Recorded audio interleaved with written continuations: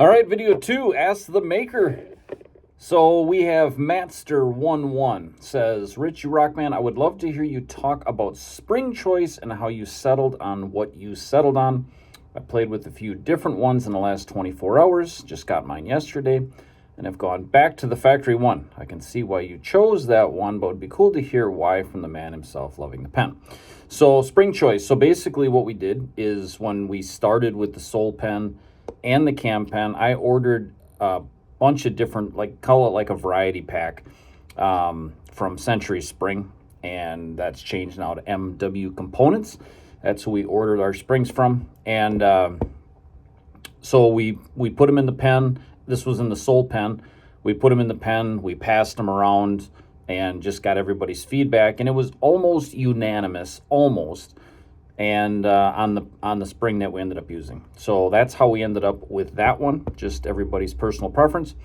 And then for the Cam pen, we still had those springs, still using a Parker style refill.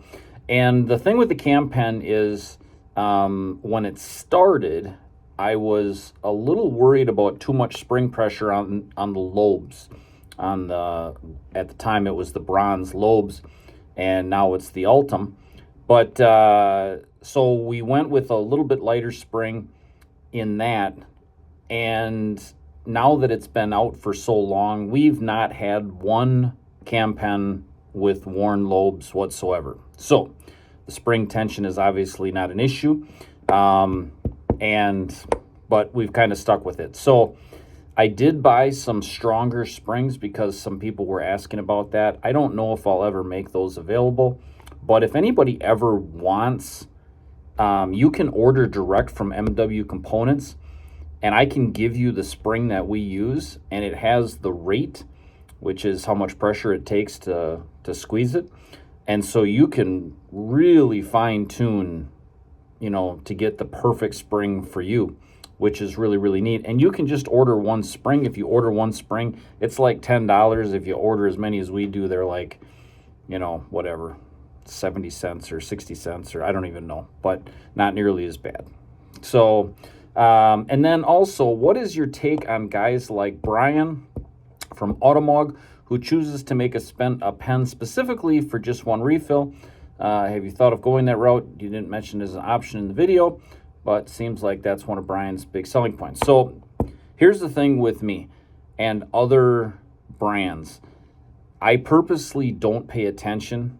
The only time I pay attention is after I have a design or I'm prototyping, and then I want to make sure that it's not similar to anybody else's.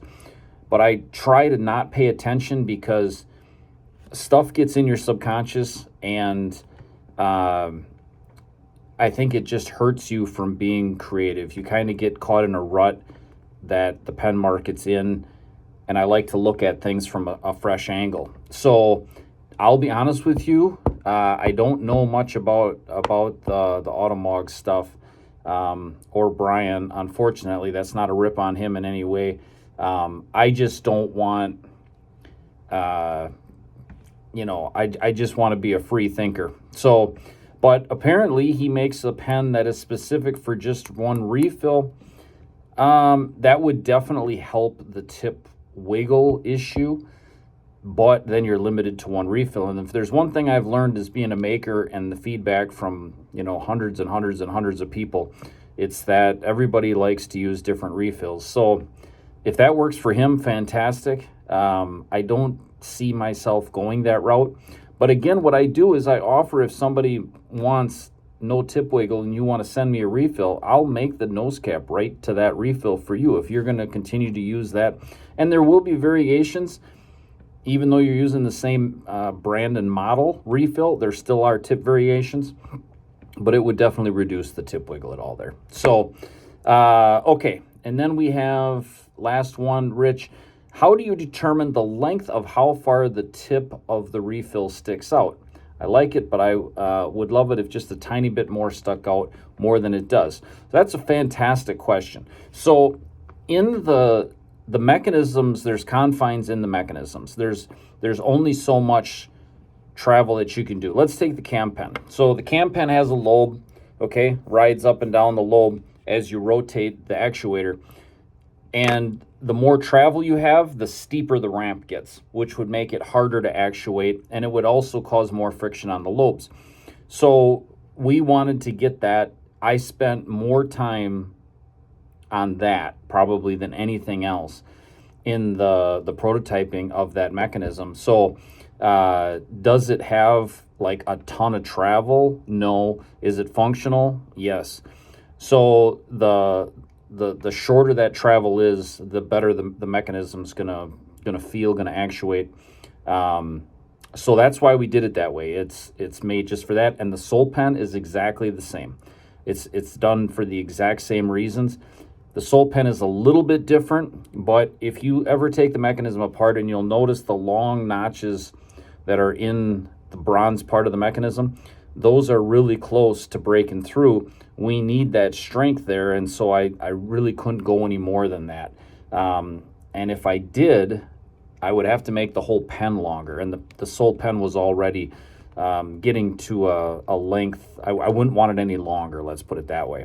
And that length is also why I don't do much for G2 refills.